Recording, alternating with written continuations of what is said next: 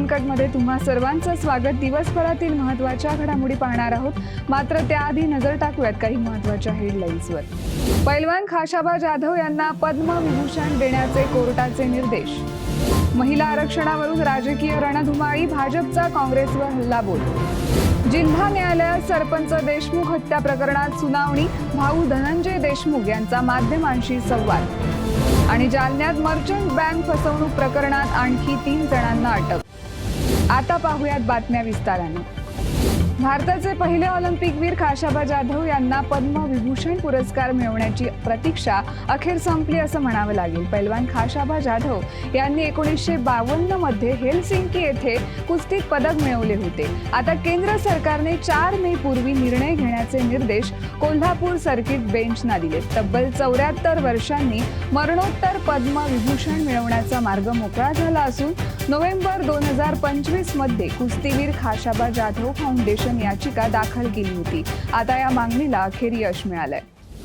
महिला आरक्षण विधेयकाच्या मुद्द्यावरून बीडमध्ये सत्ताधारी आणि विरोधकांमध्ये तीव्र राजकीय संघर्ष पेटलाय। लोकसभेत हे विधेयक नामंजूर झाल्यानंतर सत्ताधारी भारतीय जनता पक्षानं विरोधकांविरोधात आक्रमक भूमिका घेत रस्त्यावर उतरून आंदोलन सुरू केलंय। घोषणाबाजी करत भारतीय जनता पक्षाच्या वतीनं बीडमध्ये आंदोलन हे करण्यात आलंय। रिअल फॅक्ट हीच आहे की हे विधेयक जर मंजूर झालं असतं तर 33% आरक्षण फिक्स होतं।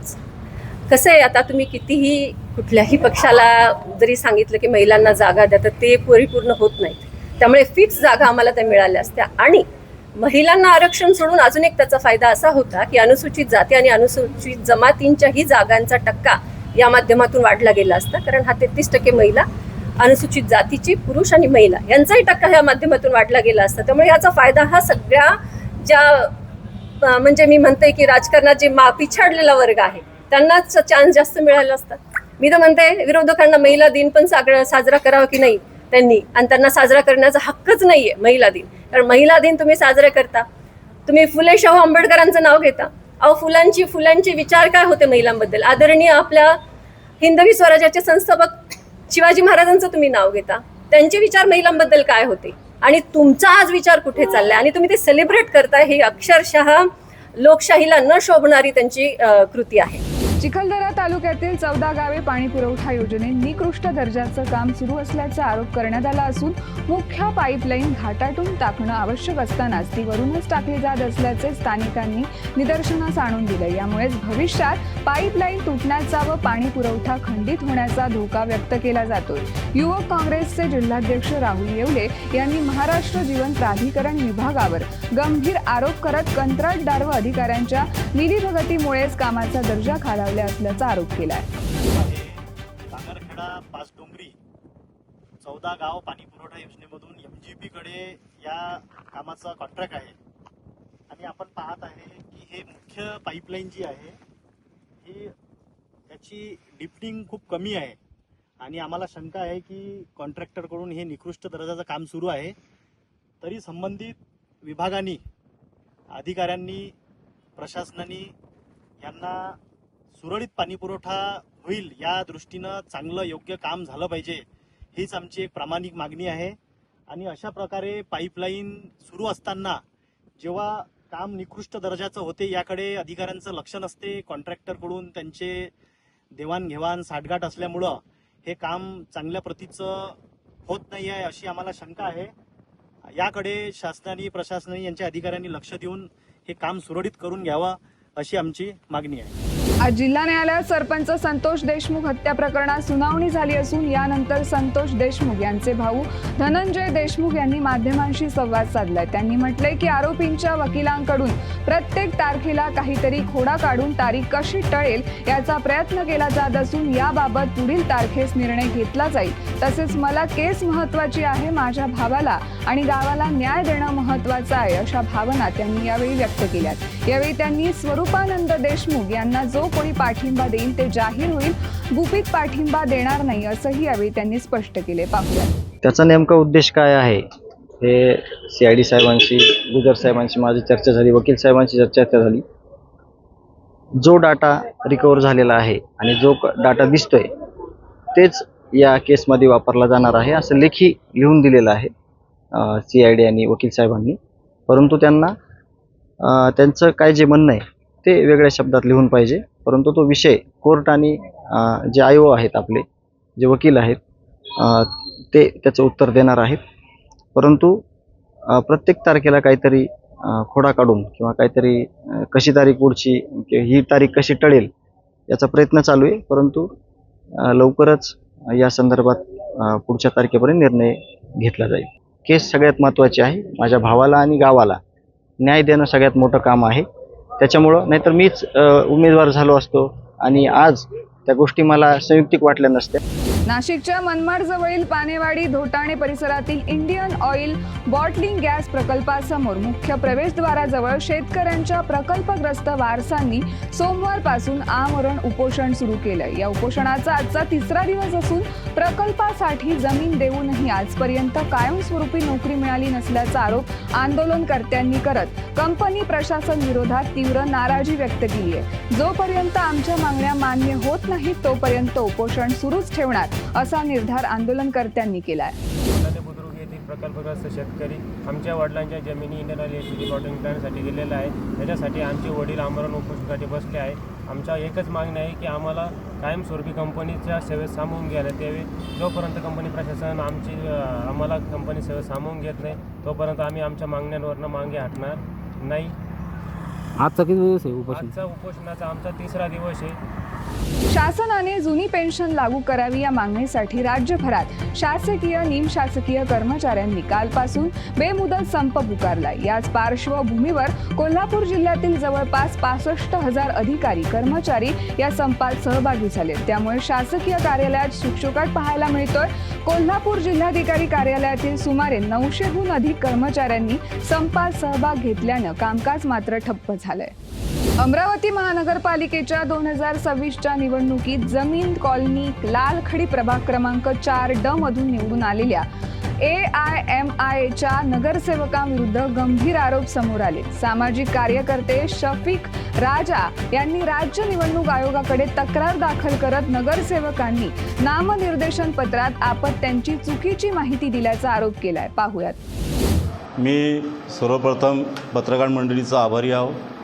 मी शफिक राजा समाजसेवक. आज या पत्रकार परिषदेत घेण्याचे उद्देश हे आहे की 15 जानेवारी 2026ला महानगरपालिकेची जी निवडणूक झाली त्या निवडणुकीमध्ये मी सुद्धा अपक्ष उमेदवार म्हणून निवडणूक लढलेली आहे, परंतु माझा पराभव झाला. जमील कॉलनी लालगडी प्रभाग क्रमांक 4मध्ये MIM पक्षाचे उमेदवार सलाउद्दीन इक्रामुद्दीन हे विजयी झालेले आहे. परंतु सलाउद्दीन इक्रामुद्दीन यांनी निवडणुकीच्या वेळेस नामनिर्देशन पत्रामध्ये जी माहिती दिलेली आहे ती 2 अपत्याची माहिती देऊन 3ऱ्या अपत्याची माहिती त्यांनी लपविलेली आहे. वास्तविक पाहता सलाउद्दीन यांना 2 पत्नी आहे. पहिली पत्नीपासून त्यांना 2 अपत्य आहे, ज्याचा उल्लेख त्यांनी नामनिर्देशन पत्रामध्ये केलेला आहे. ती पत्नी सध्या स्थितीत बऱ्हाणपूर येथे दोन्ही मुलामुलीसोबत राहत आहे. 2018मध्ये सलाउद्दीन यांनी दुसरी पत्नी शबनम सय्यदसोबत विवाह केला.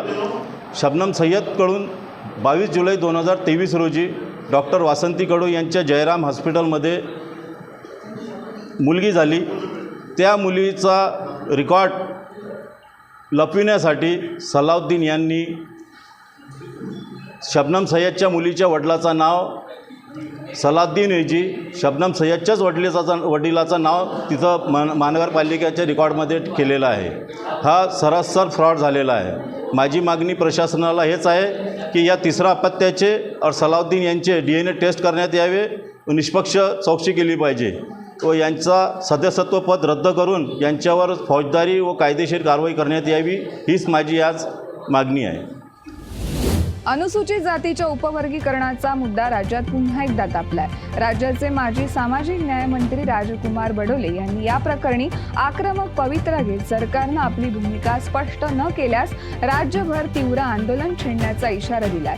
येत्या 25 एप्रिलला गोंदिया येथे आंदोलन करण्यात येणार असून या आंदोलनात 7,000 लोक राहणार असल्याचं आमदार राजकुमार बडोले यांनी सांगितलंय. पाहूयात. आमची मागणी या माध्यमातून या ठिकाणी एवढीच आहे की हा अहवाल एकतर सर्वत्र केला पाहिजे. हा अहवाल लोकांच्या पुढे आला पाहिजे आणि त्या अनुषंगानं वस्तुनिष्ठ डेटा जर लोकांच्या पुढे आले आणि कोणत्या जातीला किती आरक्षण दिलं गेलं आहे, कोणत्या जातीला काय काय त्याच्यामध्ये दिलं गेलं, या सगळ्या गोष्टी समाज माध्यमांच्या पुढं लोकांच्या पुढं आल्या, त्याच्यानंतरच त्याच्यावर सरकार कार्यवाही जी काय करायची ती अपेक्षित आहे. केंद्रातला संविधानिक आयोग निर्माण केला गेला आहे. राज्यात संविधानिक आयोग निर्माण असताना त्या आयोगाला बाजूला सारून तिथं वैधानिक आयोग एक केला गेला न्यायमूर्ती बदर यांच्या अध्यक्षतेखाली. ते पण चूक आहे. आणि म्हणून या ठिकाणी आम्ही सरकारला विनंती करण्यासाठी, त्यांच्या लक्षात आणून देण्यासाठी का हा जो आयोग आहे, बदर समितीनं जो अहवाल दिला, या अहवालाला विरोध दर्शवण्यासाठी, या अहवालामध्ये जे काय असेल तो आयोग सार्वजनिक करण्याच्या दृष्टीनं आम्ही 25 तारखेला म्हणजे 25 एप्रिल 2026ला गोंदियामध्ये एक मोठा आंदोलन या ठिकाणी आम्ही करणार आहोत. साधारणतः त्याच्यामध्ये 7,000च्या जवळपास लोक असतील आणि त्या दृष्टीनं या ठिकाणी आंदोलनाची सुरुवात गोंदिया जिल्ह्यातून आपण करत आहोत. जालना शहरातील जालना मर्चंट कोऑपरेटिव्ह बँकेतील तब्बल 23 कोटी 33 लाख रुपयांच्या फसवणूक प्रकरणात आर्थिक गुन्हे शाखेने मोठी कारवाई करत आणखी 3 आरोपींना अटक केली. या प्रकरणातील मुख्य आरोपींचे सहकारी असलेल्या रामेश्वर जाधव, ज्ञानेश्वर जाधव आणि सुधाकर ठोंबे यांना ताब्यात घेण्यात आलंय. न्यायालयानं 3ही आरोपींना 6 दिवसांची पोलीस कोठडी सुनावली असून बनावट कागदपत्रांच्या आधारे वेअरहाऊसच्या नावानं 177 बनावट खातेदार तयार करून कोट्यावधी रुपयांचा अपहार केल्याप्रकरणी गुन्हा दाखल करण्यात आलाय.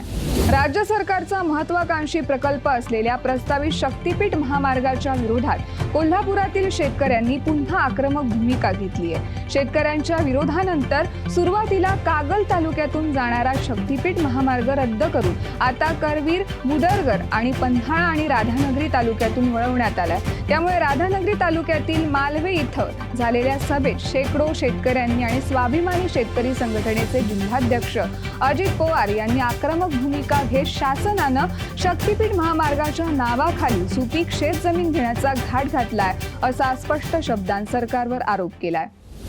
महाराष्ट्र राज्यातील कोणत्याही शेतकऱ्याला किंवा सर्वसामान्याला नको असलेला शक्तीपीठ महामार्ग हा राज्य शासन आमच्यावरती लादा लागलेला आहे. यासाठी आम्ही गेल्या 1.5 वर्षापासून प्रचंड प्रमाणात असा या शक्तीपीठ महामार्गाला विरोध केलेला आहे. कागल तालुका असू देत, शिरोळ तालुका असू देत, त्याचबरोबर सांगलीमधून हा शक्तीपीठ आम्ही हद्दपार केला आणि पुन्हा नवीन रेखांकन करून हा शक्तीपीठ करवीरमधनं राधानगरी आणि पुढं बुधरगडला जायला निघालेला आहे. आज राधानगरी तालुक्यातल्या 7 ते 8 गावातील शेतकरी बांधव या ठिकाणी जमलेले आहेत आणि त्यांच्या तीव्र अशा भावना आहेत. आमच्या भागातून किंवा आमच्या जमिनीतून हा शक्तीपीठ महामार्ग आम्ही जाऊन देणार नाही, अशा पद्धती त्यांची प्रखर अशी भूमिका आहे. आणि जर का त्या काळामध्ये आजच राजपत्र प्रसिद्ध झालेलं आहे, त्या ठिकाणी जमिनींचे गट नंबर दिलेले आहेत, रेखांकन करायचं त्यांचं चाललेलं आहे. असा जर विषय असेल आणि ड्रोन घेऊन ते रेखांकन करायला जर या ठिकाणी आले तर ते ड्रोन उद्ध्वस्त केल्याशिवाय इथला शेतकरी गप्प बसणार नाही. 9 वर्षापूर्वी एका महिलेने माजी आमदार डॉक्टर अविनाश वारजूकर यांच्या विरोधात बलात्कार आणि धमकावल्याचा गंभीर आरोप करत भंडारा पोलिसात तक्रार दाखल केली होती. या प्रकरणी तब्बल 9 वर्षानंतर भंडारा जिल्हा सत्र न्यायाधीश 1 न्यायाधीश भारती काळे यांनी 17 एप्रिलला त्या महिलेची तक्रार खोटी असल्याचे सिद्ध करत डॉक्टर अविनाश वारजूकर आणि त्यांचे वाहन चालक आशिष नागदेव यांना निर्दोष मुक्त केले. यामुळेच डॉक्टर अविनाश वारजूकर यांच्या राजकीय जीवनातील मोठे संकट टळलं असून सत्याचा विजय झाल्याची भावना त्यांच्या कुटुंबियांनी आणि समर्थकांनी व्यक्त केली आहे. विशेष म्हणजे या निर्णयाद्वारे सत्याचा विजय झालाय. डॉक्टर अविनाश वारजूकर आणि त्यांचे ड्रायव्हर आशिष नागदेवते यांची सत्र न्यायालयाने निर्दोष मुक्तता केली आहे. त्यांच्यावर फार गंभीर आरोप करण्यात आले होते. एका स्त्रीने हॉटेलात त्यांच्यावर बळजबरी करून बंदुकीचा धाक दाखवून तिला जबरन तिच्या इच्छेविरुद्ध पळवून नेल्याचे आणि त्यानंतर पुन्हा सिलोरी रिसोर्ट येथे तिच्यावर बळजबरी करून तिच्या इच्छेविरुद्ध तिच्यावर अतिप्रसंग केल्याचे त्यांनी आरोप केले होते. 258 दिवसांनी त्यांनी पोलीस स्टेशनला तक्रार दाखल केली. ही तक्रार उशिरा दाखल करण्यामागचं त्यांनी कोणतेही विशेष कारण दिलं नाही आणि कोर्टाने गृहीत धरलं आहे की ही तक्रार विलंबाने दाखल करण्यामागे वाईट हेतू आहे. आणि दुसरी गोष्ट म्हणजे जी घटना हॉटेल अशोकामध्ये घडली, त्या हॉटेल अशोकाचा स्टाफ, एकही स्टाफने त्या महिलेच्या तक्रारीस कोणताही दुजोरा दिलेला नाही. त्याचप्रमाणे त्या महिलेसोबत असणारा व्यक्ती कैलास गोलछा, विशेष करून हा कैलास गोलछा तिथून पळून गेला आणि त्याने सुद्धा एक पुरुष म्हणून बळजबरी केली किंवा पोलिसीचा धाक दाखवून तिला पळवून नेले, याबाबत स्वतः एक माणुसकी म्हणून रिपोर्ट देण्याचे कर्तव्य त्यांनी बजावले नाही. एवढेच नाही तर कैलास गोलछा किंवा ती महिला हिने आपल्या कुटुंबियांनाही माहिती कळविली नाही. ह्या सर्व गोष्टींचा सारासार विचार करून न्यायालयाने 17/4/2026 रोजी डॉक्टर अविनाश वारजूरकर, माजी आमदार चिमूर क्षेत्र आणि त्यांचे ड्रायव्हर आशिष नागदेवते यांची सदर आरोपातून निर्दोष मुक्तता केली आहे. हा खरोखरच सत्याचा विजय आहे. या बातमीसह वेळ झाली इथेच थांबायची. तोपर्यंत पाहत राहा न्यूज अनकट.